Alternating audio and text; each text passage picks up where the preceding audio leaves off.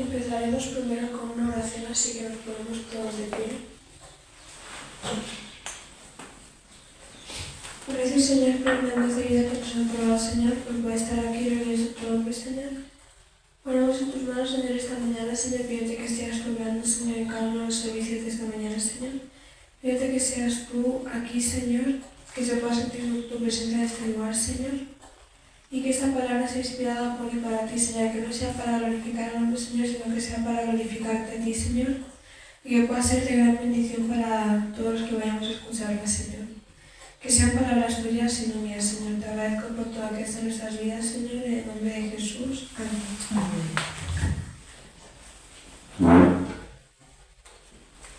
El mensaje de hoy se podría decir que es un poco suave, porque va principalmente a las personas que acaban de conocer al Señor y demás, y el título de la palabra de hoy es La vida de un cristiano. Empezaremos buscando en el libro de Isaías, en el capítulo 1, del versículo 16 al 18.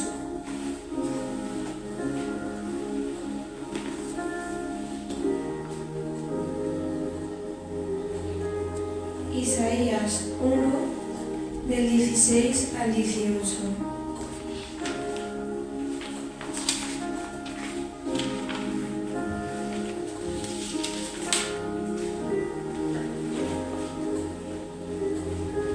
Amén. Amén. Leemos la palabra del Señor en el nombre del Padre, del Hijo y del Espíritu Santo. Amén. Dice así: lavaos y limpiaos. Quitad la iniquidad de vuestras obras delante de mis ojos. Dejad de hacer lo malo. Aprended a hacer el bien. Buscad la justicia, socorred al agraviado. Haced justicia al huérfano, amparad a la viuda. Venid luego, dice el Señor, y discutamos esto. Aunque vuestros pecados sean como la grana, como la nieve serán emblanquecidos.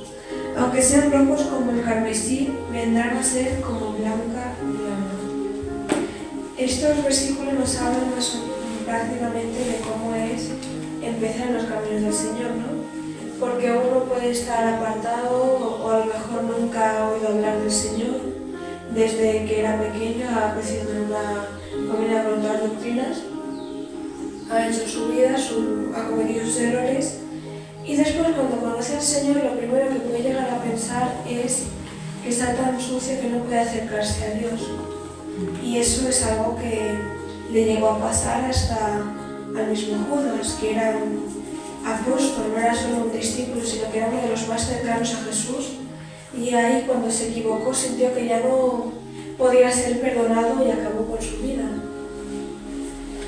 Y aquí lo que podemos ver es que Dios nos da una segunda oportunidad a todos los que le buscamos de corazón.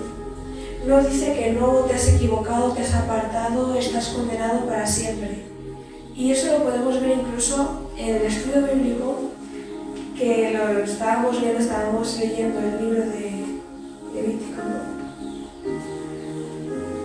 Es un libro que ya de por sí solemos ver un poco difícil de hablar al principio, no porque no sea la palabra de Dios, porque evidentemente lo es, sino porque es muy fuerte, ¿no? Y es un poco duro con sus palabras, pero algo que leímos la última vez, que decía que si nos apartábamos del Señor obviamente vendrían las consecuencias vendrían, pero también nos habla de que cuando el pueblo de Israel se arrepintiera y buscara a Dios, Dios se acordaría de que eran su pueblo, que eran hijos suyos, y les sustentaría.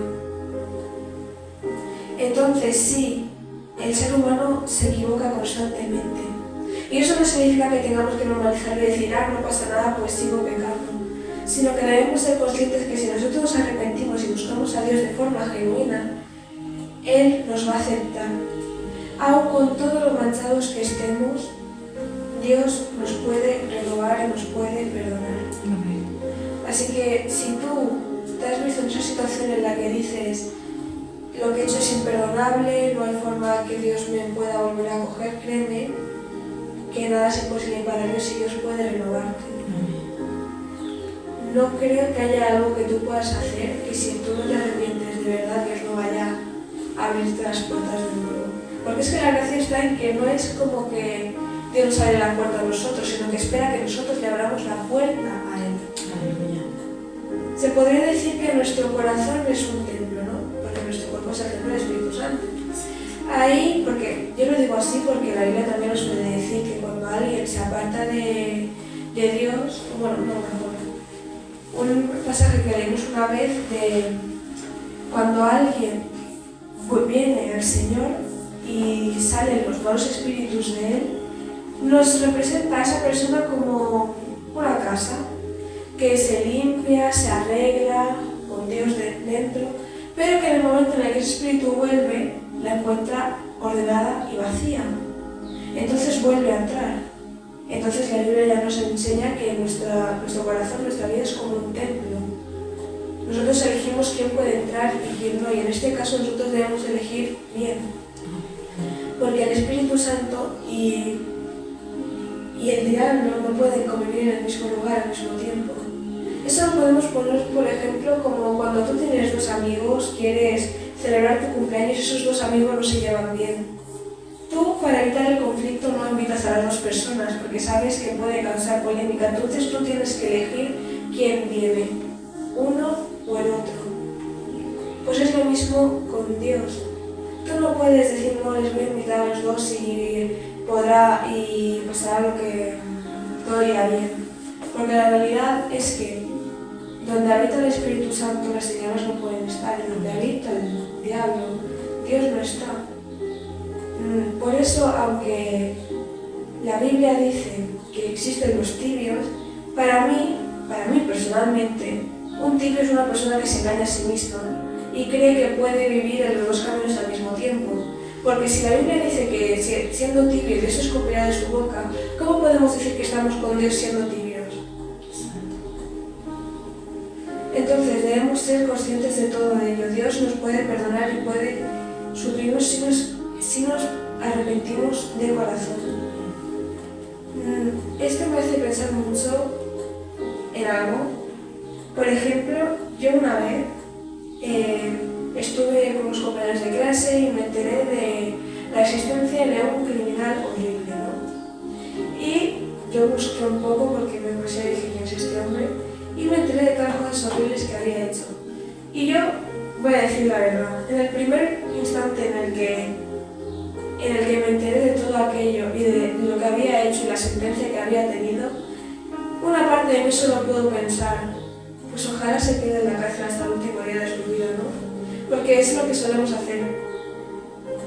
Y sí, lo que hizo estaba mal, no voy a entrar en detalles porque no precede. Pero luego lo pensamos un poco y luego cuando llegamos a la iglesia pensamos, no, Dios puede restaurarnos a todos, Dios puede renovarnos a todos. ¿Qué es lo que nosotros consideramos que son todos? ¿Los que han hecho algo que consideramos que merece perdón o incluso los que consideramos que lo que han hecho es horrible? Porque luego lo pensé un poco y dije, en un principio nosotros nos quejamos de cómo Jonás no quiso ir al pueblo de Nínive para salvarles. Y nosotros, los que hemos leído la historia, sabemos que Jonás no es que no quisiera ir porque tuviera miedo de que Dios no obrara y que le pasara algo. No, Jonás no quería ir porque no quería que ese pueblo fuera salvo, porque sabía que Dios lo podía hacer y no quería. Y eso lo podemos ver al final de la historia, porque cuando Jonás finalmente va y les salva, se enfada. No se siente aliviado, no dice gloria a Dios porque Dios lo ha hecho, no, se enfada porque Dios les ha sanado. Y nosotros que tenemos la palabra de Dios al alcance de nuestras manos, que lo tenemos en nuestro corazón y nuestro deber es compartirlo, debemos ser conscientes también de ello. Nosotros somos como Jonás, porque luego lo pensé un poco y dije, si a mí me hubiera tocado, supongamos un caso, me tocara a mí en concreto, ir a evangelizar a ese hombre a la cárcel, yo iría de buen grado y diría, Dios puede salvarte, o sería como Jonás que pienso, no, no te mereces que te perdonen. Ahí debemos ser conscientes de cómo muchas veces juzgamos a los demás, no porque sus acciones realmente no sean malas, sino porque nosotros nos creemos jueces. Y la Biblia misma nos dice que Dios nos puede perdonar a todos. Y es ahí cuando, después de pensar en ello, empecé a orar también por las personas que estaban en las cárceles. porque yo lo reconozco. Al principio, aún habiendo crecido en un hogar cristiano, la primera vez que escuché a alguien orar por las personas que estaban en la cárcel, yo pensé, ¿por qué orar por esta gente? ¿Por qué? Si no están enfermos, no han esto, no han esto, de hecho han cometido esto. Pero la realidad es que eso es justo por ellos por quien más debemos orar. Porque están perdidos, porque el diablo les zarandea como quiere y les ha llevado a cometer malas acciones. Y ellos ya se sienten perdidos de por sí. Y muchos de ellos, en el momento en el que llega ese arrepentimiento, se sienten tan sucios que luego ya ni siquiera pueden entrar de nuevo a una sociedad en la que hay personas en general. Si tú ves a una persona que antes de la cárcel y luego ha salido, te das cuenta de que esas personas no vuelven a ser las mismas, ya no saben cómo relacionarse con los demás. Y nosotros solo pensamos, no, si están ahí es por algo. O al menos eso es lo que yo pensaba antes. Y yo pensaba que no pasaba nada, que es lo que les tocaba. Pero si Dios nos manda a orar por todo el mundo, esas personas también entran dentro de todo el mundo. Ese señor que en su momento me impactó, que había cometido una de las peores atrocidades que he escuchado en mi vida, también tiene derecho a conocer a Dios. Y de hecho, si Dios le toca, créeme que no hace falta que tú le recuerdes constantemente lo que ha hecho, porque esa persona vivirá con esa carga. No significa que pasará como con Judas, que se ahorcó, sino que sería como Pedro, que se arrepintió y lloró a mares. Esa persona tal vez seguiría con su vida, estaría con Dios, pero también tendría constantemente ese pinchacito de qué es lo que hizo, ¿no? Como le debió pasar a Pablo, que mató a un montón de cristianos y luego estuvo entre ellos, y se convirtió en uno de ellos. ¿Vosotros creéis que durante todo ese tiempo que estuvo evangelizando no recordó alguna que otra vez lo que hizo, o se arrepintió, o se sintió mal? Porque claro, nosotros vemos el ejemplo de Pablo y lo vemos muy bien, pero si tuviéramos que ver ese ejemplo en alguien a quien conocemos o a quien hemos visto actualmente, la historia sería muy distinta. Nosotros debemos ser conscientes de que la salvación puede llegar a todas las personas. De hecho, eso es algo que predicamos. Nosotros debemos tener fe de que todas las personas pueden cambiar, porque si no tenemos fe y no creemos que las personas pueden cambiar y pueden conocer al Señor, entonces, ¿qué clase de fe estamos teniendo o qué clase de evangelio estamos compartiendo? Porque si Dios lo puede hacer, nosotros también lo puede hacer en ellos, lo puede hacer en vosotros. No es cuestión de no, porque lo que he hecho no tiene perdón. La realidad es que para Dios todos los pecados son iguales y puede perdonarte, puede cambiarte, puede restaurarte. Independientemente de lo que hayas hecho, nunca es tarde para venir a los brazos del Señor, ahora que aún está aquí, claro. Porque llegará un día, el arrebatamiento, en el que el Espíritu se irá, pero se irá con todos los suyos. Dios vendrá por sus hijos y se los llevará de aquí. Luego los que se hayan quedado tendrán, por así decirlo, una segunda oportunidad, ¿no? Unos 7 años de gracia, pero esos 7 años serían prácticamente el auténtico infierno porque no estarían con el Espíritu Santo. Y tendrían que sufrir de cada calamidad. Se podría decir que ahora tenemos la oportunidad buena de irnos con Dios. Eso no significa amenaza. Es más que nada una realidad, porque es importante saberlo. Muchos dicen que de manera se trae la felicidad, pero la realidad es que no. Si tú no conoces los riesgos de lo que haces o de lo que estás viviendo, no puedes tomar buenas decisiones. Y la realidad es que primero tenemos esta oportunidad light, por así decirlo, suave, de acercarnos a Dios, ahora que aún está el Espíritu Santo en esta tierra. Pero en el momento en el que no esté, los cristianos que se hayan quedado pasarán por un auténtico infierno. Y seguramente a muchos también se les dará cazar. ¿Sabéis muchas de los pasajes que hemos leído en la Biblia en los que se seguía a los cristianos, se les perseguía y sufrían un montón? Pues prácticamente sería eso. Y no lo digo para asustar, sino porque es la realidad. Y de ahí los que se hayan mantenido firmes durante esos 7 años serán los que tendrán esa oportunidad de irse con Dios y de ahí se habrá acabado. Por eso debemos ser conscientes y por eso tenemos tanto afán y necesidad de compartir el Evangelio para que nos podamos ser los máximos posibles con Dios. Yo creo fielmente que el arrebatamiento no se dará hasta que el Evangelio sea esparcido por todos lados, porque Dios es un Dios justo. Y no creo que llegue ese momento en el que tengamos el juicio final con Dios y alguien pueda decir, no, es que a mí nunca me hablaron de Dios, nunca me hablaron de ti, yo no podía saberlo porque nadie nunca me habló de ti. Yo estoy segura de que eso no va a pasar. Dios nos da la oportunidad a absolutamente todos y cada uno de nosotros. Y de ahí cada uno tomará sus decisiones. Pero debemos ser conscientes de que el tiempo que tenemos no es eterno, es limitado. No sabemos cuánto tenemos y justo por eso debemos ser conscientes de ello. Podrían ser 5 años, podrían ser 5 minutos. Nunca lo sabremos. Por eso debemos estar firmes y velar. Porque puede llegar en cualquier momento. La Biblia lo dice, que llega como ladrón por la noche, sin avisar. Así es. Por eso debemos estar listos y por eso queremos tanto llegar a las almas. No porque queramos llenar este lugar, porque a la hora de la verdad la iglesia de Dios, el pueblo de Dios, no son 4 paredes.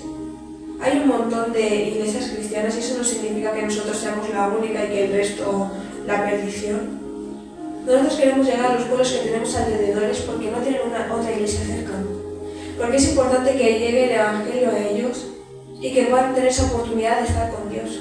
No porque queramos llenar este lugar, porque queramos ser la iglesia más popular de todo el mundo, sino porque queremos que haya gente salva en esta tierra en la que habitamos. Porque queremos que esas personas no solo tengan la oportunidad, sino que la aprovechen. Claro que eso no lo podemos decidir nosotros, pero sí que podemos plantar esa semilla, porque Dios nos manda a hacerlo. Y de hecho, tal y como también podemos ver en el libro creo que de Esther, no somos imprescindibles para Dios, pero Dios nos elige. De hecho, eso fue algo que escuché una vez. Dios te puede llamar a ir y decirle algo a alguien, pero si tú no lo haces, Dios no te va a obligar. Esa bendición que venía de esa acción no te va a llegar tampoco. Pero a esa persona alguien le va a hablar. Y si no eres tú, Dios mandará a alguien más a hacerlo. Y si esa persona no lo hace, a otra más hasta que alguien lo haga. Pero la palabra va a llegar. Con o sin nosotras. Y nosotras, la única diferencia es que hemos tomado esa decisión de aceptar la voluntad de Dios y decir, pues lo haremos.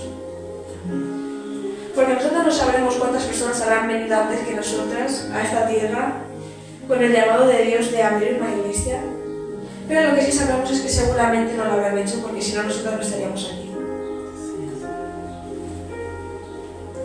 Así que seamos conscientes y estemos con Dios, porque Dios nos quiere hablar a todos y cada uno de nosotros. Y tal vez uno dirá, ay, es que no sé cómo hacerlo, no sé orar. La Biblia misma nos dice que nadie sabe orar, que tampoco sabemos pedir. Por saber no sabemos hacer prácticamente nada. Por eso pedimos a Dios constantemente que nos guíe para que lo podamos hacer bien. Porque si dependemos de nuestras propias fuerzas, te aseguro que nadie lo haría bien. Así que si tú quieres conocer a Dios pero no sabes cómo, tú solo cierra tus ojos, concéntrate y dile lo que sientas en tu corazón y te aseguro que Dios te va a contestar. Y eso leeremos otra vez el 18, que dice: venid luego, dice el Señor, y disputamos esto. Aunque vuestros pecados sean como la grana, como la nieve serán emblanquecidos. Aunque sean rojos como el carmesí, vendrán a ser como blanca lana. Dios nos limpia y nos restaura. No dice que vengan los que ya están limpios, sino que justamente los que están sucios. Por eso no debemos sentirnos acomplejados o mal, porque a la hora de la verdad, una iglesia es como un hospital.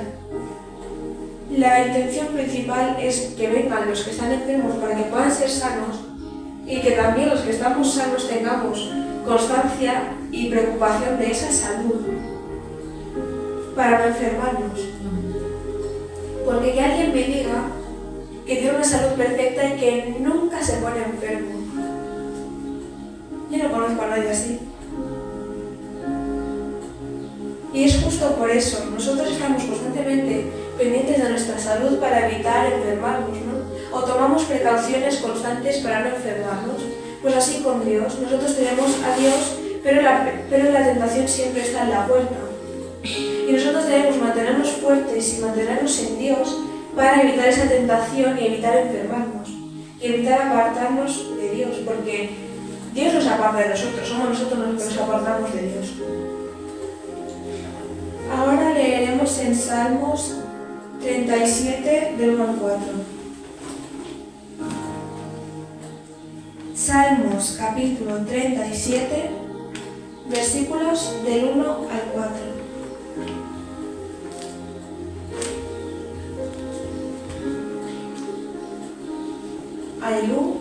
Ya. Perfecto. Dice así: no te impacientes a causa de los malvados, ni tengas envidia de los malhechores. Porque como la hierba serán pronto cortados, y como la hierba verde se secarán.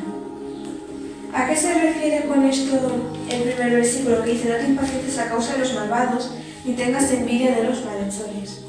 Muchas veces cuando uno llega a los caminos de Dios, siente que todo se complica y que llegan las pruebas, las dudas, o incluso estando en los caminos de Dios pero si a los que están en el mundo les va mejor. ¿Por qué? Porque Satanás no le va a complicar la vida a alguien a quien necesita, ¿no? Porque esos ya están ahí y ya no le importa. Luego te hace promesas a ti que no estás con Él, que tú estás con Dios, para intentar sacarte de ahí. Y luego te das cuenta de que cuando te apartas de Dios, acabas peor que como estabas antes. La realidad es que Dios es muy sincero. La vida tiene sus complicaciones, tiene sus altos, sus bajos, y ser cristiano no significa que de repente todo va a ser jauja. Porque existe mucho ese estereotipo de cristianos, ¿no? Que viven constantemente felices, que nunca dicen nada malo, que están siempre de buen humor, nunca se enfadan y se ponen tristes y que tienen una vida estupenda. Y si no es así, es que Dios no existe. Pero la realidad es que todo tiene sus altos, sus bajos, tiene sus baches. Pero la única diferencia es que estando con Dios todo es mucho más llevadero y todo acaba en bien. Porque con Dios todo obra para bien. Que estás pasando por un camino de piedras, que no te caes, gloria a Dios, que te caes, aprendes a mirar al suelo antes de caminar. No estás mirando por el cielo, los árboles, sino que estás evitando tropezarte. Y aprendes. Todo con Dios tiene un propósito, y eso no significa que la vida de las personas que no creen en Dios sea mejor. Significa que con Dios todo va a ir bien y de hecho nos ayuda a aprender, a crecer y a mejorar. Otro de los motivos por los que podríamos pensar que ellos están mejor que nosotros es porque tampoco el diablo querría que ellos conozcan a Dios, ¿no? Y si ellos están bien posicionados y no les pasa nada y no les falta de nada en este mundo, no querrían irse. Pero la realidad es que todo lo que vemos en este mundo no es eterno. Yo, por ejemplo, quiero estudiar medicina, me gustan los coches, me gusta esto, me gusta lo otro, pero esto se queda aquí. Luego tú te mueres y no te lo vas a llevar contigo. No como los antiguos faraones que se enterraban con todas sus riquezas. ¿Cuántas tumbas de esas han encontrado y esas riquezas siguen allí? ¿Por qué tú no te lo vas a llevar? Tú puedes pensar, no, es que ellos están mejor, pero es que lo que tienen es temporal. Es literalmente como un contrato temporal. Tú te vas con Satanás, él te sustenta de todo lo que quieras durante un tiempo y se acabó. En cambio, cuando estamos con Dios, Dios nos dice, yo te voy a bendecir. No te voy a dar todo lo que ves, pero te voy a bendecir. Pero ¿qué es lo que realmente nos da esa vida eterna? Porque todo lo que vemos aquí se acaba, se consume, se termina. Pero lo que nosotros buscamos es algo que va mucho más allá, que es estar con Dios eternamente. En ese lugar que Él creó originalmente para nosotros. Por eso no debemos acomplejarnos o impacientarnos porque nuestras bendiciones reales no están aquí. Dios nos da de lo que necesitamos, nos sustenta, pero nuestra verdadera bendición y nuestro verdadero galardón no está aquí, sino allí. Por eso debemos estar pacientes y debemos saber realmente por qué buscamos a Dios. Porque le queremos y queremos estar toda nuestra vida con Él, o por esas bendiciones que nos da ahora. Porque si tú buscas a Dios por las bendiciones que te da ahora, en el momento en el que no te das de te vas a impacientar. Uno no puede seguir a Dios si no le sigue de corazón. Porque siempre va a llegar esa prueba, siempre va a llegar esa dificultad, siempre va a pasar algo. Y si tú no estás firme en el Señor, te vas a apartar. Y eso lo podemos ver con Job. Que a Job primero estaba con Dios, ¿no? Estaba en una gran posición, tenía tierras, tenía riquezas, tenía animales, tenía un montón de hijos, lo tenía todo. Y vino la prueba. Perdió a sus hijos, perdió sus tierras, perdió su ganado, perdió sus riquezas, lo perdió todo, perdió hasta su salud. Lo único que no perdió fue la vida, porque hasta su mujer le dijo que maldijera a Dios y se dejara morir. Pero él en ningún momento renunció a Dios porque él realmente amaba a Dios. No por esas riquezas que le daba, porque si hubiera sido por las riquezas o por todas las bendiciones que le daba en el momento uno, hubiera dicho no, Dios se ha apartado de mí y hubiera hecho caso a su mujer. En cambio, se mantuvo firme en Dios. ¿Y qué pasó? Que Dios no solo le devolvió lo que tenía antes, sino que se lo multiplicó. Y también él puede ser un ejemplo de esas compañías que podemos llegar a tener, ¿no? Porque en aquel entonces esa enfermedad y perderlo todo era sinónimo de pecado, ¿no? La gente veía a Job, que primero le admiraban como un gran siervo de Dios, y cuando vieron que lo perdía todo dijeron, algo habrá hecho. Porque así somos el ser humano, vemos que pasa algo y decimos, lo primero que hacemos es juzgar. En cambio, los amigos de Job fueron con él y pasaron el luto con él en silencio. Esa es la diferencia de las amistades que debemos tener. Porque ellos se mantuvieron firmes con él en la prueba, no le vieron como un pecador, sino como alguien que estaba sufriendo, y se acercaron a él, y luego él volvió a ser prosperado por Dios. Y muchas veces tenemos que ver así a las personas, sobre todo a las que vienen a la iglesia, no como pecadores, sino como personas que están sufriendo. Porque si viene alguien nuevo, que yo que sé, tiene sus vicios, y yo solo veo a alguien que está pecando, yo me quedaré como, ay hermano, no sé qué, pero luego me apartaría. Porque no lo vería como alguien que necesita a Dios, sino como alguien que está pecando constantemente, y no le vería a él, sino que vería sus pecados. Nosotros lo que debemos hacer es mantenernos firmes, sí, pero también ser un buen ejemplo para las personas que vienen buscando a Dios. Tenemos que ser un ejemplo de ese amor que viene de Dios, para que ellos realmente puedan sentirlo y puedan reconocerlo. Porque si nosotros no les enseñamos del amor de Dios, ¿qué clase de ejemplo les vamos a dar? Ellos no vienen a vernos la cara. Que a ver, sé que no soy fea, pero sé que no vienen por mí. Y yo espero que no vengan por mí. Porque la idea de aquí es venir por Dios. Y nosotros lo que debemos hacer es acercar a la gente a Dios. Porque lo creáis o no, las personas que servimos en la iglesia también tenemos en ese ámbito un cierto poder, por así decirlo, en esas personas que vienen nuevas. Porque si viene alguien nuevo buscando a Dios y las personas que están en la iglesia le apartan, le tratan mal, ¿tú crees que esa persona va a querer volver? Pues claro que no. No va a sentir ese amor que viene de Dios, se va a sentir rechazo, se va a sentir aún más sucio todavía, se va a sentir indigno de estar en la presencia de Dios y se va a ir. Y ahí viene ese aviso para los que somos creyentes, porque la Biblia misma nos lo dice, que hay del que haga caer uno de sus pequeños. Y aunque tú no lo veas, esa persona que ya tiene la iniciativa de ir a buscar a Dios, es un hijo de Dios, y tú le estás apartando de Dios, ay de ti. Por eso debemos mantenernos firmes y también saber cómo tratar a los demás, con ese amor que viene de Dios. Por eso la Biblia nos habla tanto de la importancia del amor. Porque tú no puedes acercar a alguien a Dios con desprecios, con malas palabras, sino con ese cariño y ese esfuerzo, ¿no? Esa delicadeza de decirle, mira, yo estoy aquí, tratarles bien, pero eso no significa que tengas que aceptar los errores de los demás, sino que también tienes que decirle, mira, esto no está bien, pero no decirle, no, ahora te vas a ir al infierno porque has hecho esto, esto y esto, tú te crees que eso está bien, sino amonestar con cariño. Y así debemos ser los unos con los otros para que podamos ser salvos.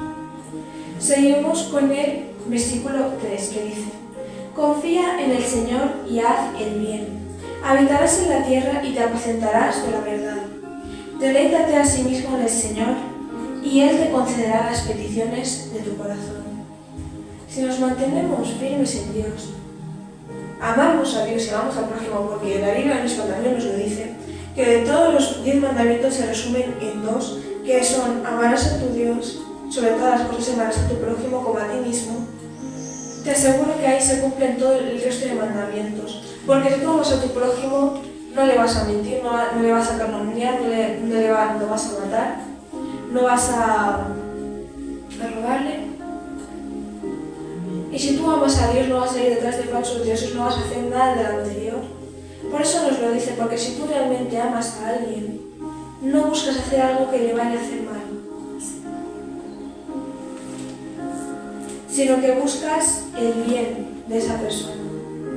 Y en el caso de Dios, Dios es dueño de todo. Si yo digo que voy a hacer algo por el bien de Dios, es que es una auténtica tontería. Nosotros lo que hacemos es buscar agradarle a Él, porque Él es dueño de todo. ¿Qué le vas a dar si todo es suyo? Pero lo que podemos darle es nuestro corazón, es ese agradecimiento puro, porque viene de alguien que, pudiendo elegir no hacerlo, lo hace porque realmente siente de hacerlo. Ahí es donde demostramos el libre albedrío, que lo decimos: Dios, lo ponemos todo en tus manos y creemos en ti. Ahí demostramos ese amor en Dios. Y también el 4 que dice: deleítate a sí mismo en el Señor y Él te concederá las peticiones de tu corazón. Dios nos sustentará, y es lo dicho, ¿no? Que Él nos consiente en esta tierra, pero nosotros no estamos con Dios porque nos consiente aquí, sino porque buscamos estar, cuando todo esto se termine, estar con Él. Esto no significa que no le podamos pedir, porque Dios nos dice: pedid y se os dará. También es cierto que Dios no nos va a dar algo que nos vaya a sentar mal o que nos vaya a apartar de Él. Y por eso muchas veces a lo mejor uno dice: no, yo le pido algo a Dios, pero no me lo concede. Pero porque Dios no te va a dar algo que te vaya a ser de maldición o de perdición. Por eso debemos ser conscientes de cada una de estas cosas, porque a lo mejor uno dice: sí, pero yo le pedí a Dios esto y nunca vino, porque no era el momento, porque no quiero hacer bien. Dios es como un padre para nosotros.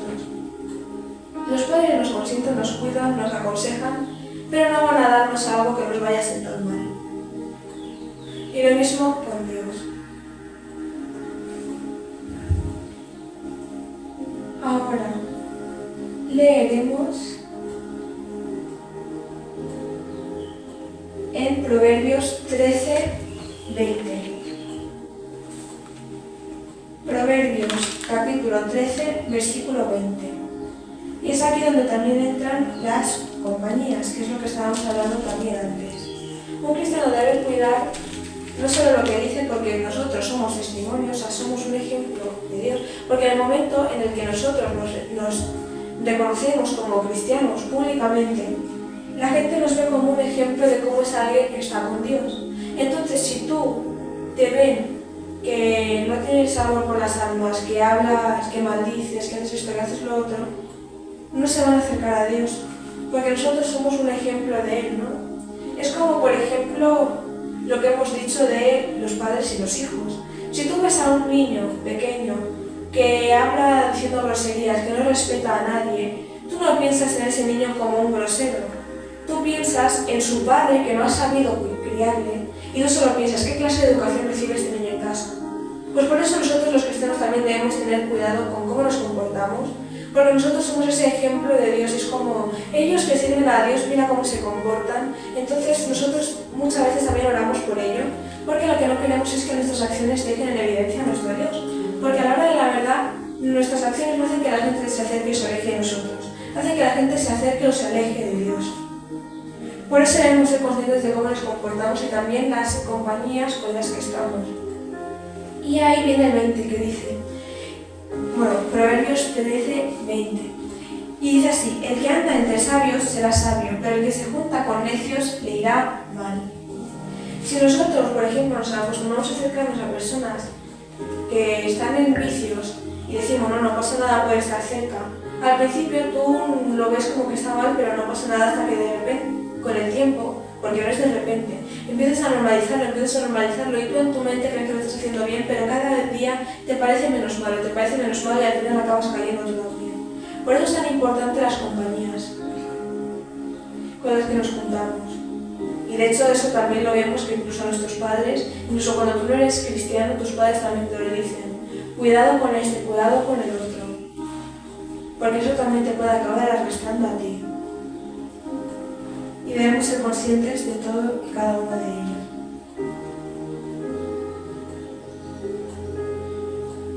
También vamos a leer en Habacuc 2:3. En el libro de Habacuc, en el capítulo 2, el versículo 3, que dice así: aunque la misión tarde en cumplirse, se cumplirá en su tiempo, no fallará. Aunque se demore, esperará, porque sin duda vendrá, no tardará. A algunos nos puede parecer un poco contradictorio lo que dice, ¿no? Porque dice, aunque es tarde, llegará en su tiempo, ¿no? Porque aquí este versículo nos habla de dos tipos de tiempos distintos, los tiempos de Dios y nuestros tiempos. Nosotros podemos llegar a impacientarnos y creer que no llega, que no esto, porque nosotros no conocemos los pensamientos de Dios. Entonces nosotros pensamos que está llegando tarde, pero la realidad es que no es el momento. Porque Dios nunca llega tarde. Dios siempre llega en el momento justo. El problema es que nosotros somos un poco impacientes y pensamos, no, es que no llega, no pasa, no va a llegar, no va a cumplirse, no esto, pero la realidad es que todo llega en el momento de Dios. Por eso debemos ser pacientes y entender que todo es en su tiempo. Porque también muchas veces uno puede llegar a atrasar sus bendiciones por eso, ¿no? Por impacientarse. Pensar que no, si a esta edad no pasa nada, esto se acabó, no sé qué, y a lo mejor te faltaba muy poco para llegar a tu bendición, pero por esa impaciencia la aplazaste aún más. Y eso lo podemos ver en algunos personajes de la Biblia a los que Dios les prometió un hijo. Ellos se impacientaron, o la mujer se impacientó, les convenció de la criada, porque en aquel entonces la descendencia era lo más importante. Y al final tardaban más años de lo esperado en que llegara ese hijo, ¿no? Por eso mismo, por la impaciencia del hombre. Si nosotros nos impacientamos y creemos que no va a llegar, solo conseguiremos aplazar nuestras bendiciones. Así que debemos saber que son los tiempos de Dios y mantenernos firmes en ello. También leeremos en Efesios 2, 8 y 9. En el libro de Efesios, en el capítulo 2, los versículos 8 y 9. ¿Qué dice así? Porque por gracia sois salvos por medio de la fe, y esto no procede de vosotros, sino que es don de Dios. No es resultado de las obras para que nadie se vanaglorie. Nosotros debemos estar firmes en Dios y conocer que todo es por Él, porque siempre uno puede acabar vanagloriándose, ¿no? O creyendo que es por Él o creyendo que es por el hombre. Pero debemos saber en todo momento que todo es por Dios. No que supongamos que alguien conoce de la palabra de Dios por primera vez por otra persona, esa persona es de gran bendición para ella y empieza a ser dependiente de ella. No, Dios nos utiliza a todos, pero debemos saber que no es el hombre, sino que es Dios. Dios pone a las personas para que te hablen, sí, pero no es por esa persona, sino que es porque Dios ha hablado por medio de esa persona. Así que no debemos poner nuestra vista en el hombre, ni para bien ni para mal, sino que debemos poner la vista en Dios. Porque por un lado, ¿por qué para mal? Porque la Biblia nos dice que la lucha no es contra carne ni sangre. Entonces, cuando nosotros vemos que hay alguien con que podemos llegar a tener un pleito o un problema, nosotros debemos saber que no es esa persona, sino el espíritu que opera en esa persona. Entonces, nuestra intención no tiene que ser discutir y pelear con esa persona, sino reprender ese espíritu y orar por esa persona para que sea libre. Porque tu problema no es con esa persona. O para bien, que llega un profeta de la iglesia y tú dices no porque son las palabras de este profeta, no debemos pensar que es la persona, sino que es Dios el que actúa por medio de la persona. no por ser de no sé qué iglesia tiene más o menos función y tienes que ir detrás de ella, porque el que hace el milagro y el que hace la obra y el que da la palabra es Dios. Debemos ser conscientes de ello porque muchas veces podemos caer en solo ver al hombre que tenemos delante, pero la realidad es que le quitamos la parte más importante, que es quién es el que realmente lo obra, Dios. Y por último leeremos en Mateo 26 del 38 al 41. Mateo 26 del 38 al 41. Y dice así: Entonces les dijo: Mi alma siente una tristeza de muerte. Quedaos aquí y velad conmigo. Que una aclaración. Cuando la Biblia tiene letras en rojo, es porque quien habla es Jesús. Es algo que a lo mejor no os interesa saber, porque la Biblia, la mayoría, está todo escrito en negro, menos las palabras de Jesús que están escritas en rojo. ¿Qué nos dice? Dice: Mi alma siente una tristeza de muerte, quedaos aquí y velad conmigo. ¿Qué pasa? Que nosotros, en nuestra condición de humanos, podemos cansarnos, podemos sentirnos tristes, podemos ofuscarnos, pero ¿cuál es el ejemplo que nos da Jesús? Quedaos aquí y velad conmigo. No se aparta de Dios porque está triste, porque han vencido dificultades, sino que se mantiene aún más firme en Dios y dice: no me siento bien, vamos a mantenernos firmes en Dios. Y así debemos ser nosotros, porque a lo mejor uno dice: no, estoy cansado, no tengo tiempo para esto, o no tengo las energías para ir, y entonces dice: no, porque no estoy bien, me voy a apartar de Dios. Pero es justo cuando estás mal, cuando más tienes que buscar a Dios, porque tú solo no vas a salir de ahí. El que nos libra de todos esos males, el que nos cuida, es Dios. El que renueva nuestras fuerzas y nos ayuda a salir de cada dificultad es Dios. Entonces, si tú estás mal y no buscas a Dios, ¿cómo esperas salir de ahí? Debemos buscar a Dios en todo momento. Y el 39, que era Jornada, dice: se adelantó unos pasos e inclinándose sobre su rostro, oró así: Padre mío, si es posible, pase de mí esta copa.